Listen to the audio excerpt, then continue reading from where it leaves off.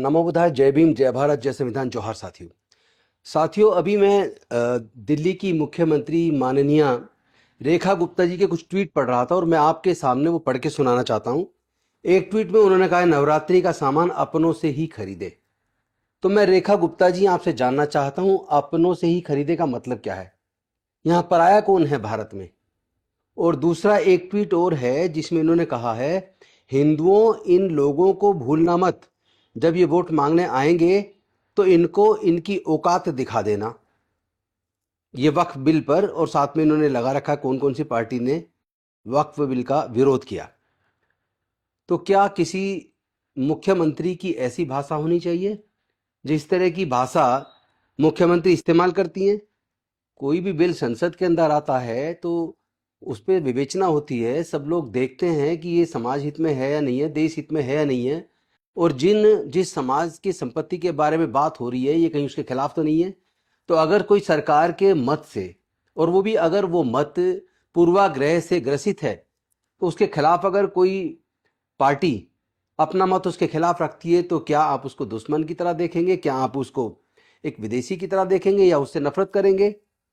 तो ये मुख्यमंत्री की भाषा नहीं होनी चाहिए। ये पॉलिटिकल लोग भाषा बोल सकते हैं, लेकिन आप एक कॉन्स्टिट्यूशनल पोस्ट पर हैं, दिल्ली की मुख्यमंत्री हैं। एक और मैं इनका ट्वीट देख रहा था, आज नरेंद्र मोदी, अमित शाह, ये दो शेर संसद में वक्फ बोर्ड संशोधन बिल पास करने जा रहे हैं। हिंदुओं, वक्फ बोर्ड संशोधन ही हिंदू राष्ट्र की शुरुआत है।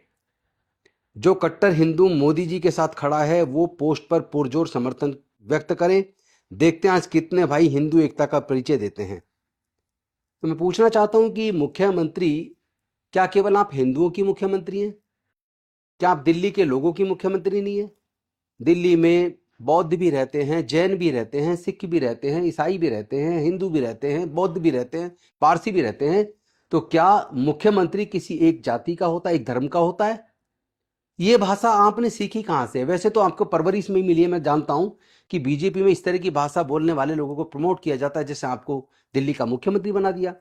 परवेज साहिब सिंह वर्मा ने जी भी इसी तरह की बात एक बार मेरी विधानसभा सीमापुरी में आकर कही थी, जिसमें उन्होंने कहा था कि इनसे कोई संबंध मत रखो, इनका सामान मत खरीदो। और वो भी आज मंत्री हैं। एक और मंत्री हैं आपकी इस कैबिनेट में, भारतीय जनता पार्टी की दिल्ली की सरकार की कैबिनेट, एक और मंत्री है कपिल मिश्रा, जो 2020 के दंगों से एकदम पहले डीसीपी के सामने जिन्होंने भड़काऊ भाषण दिया था, जिसके ऊपर भी कोर्ट ने एफआईआर दर्ज करने का आदेश दिया है।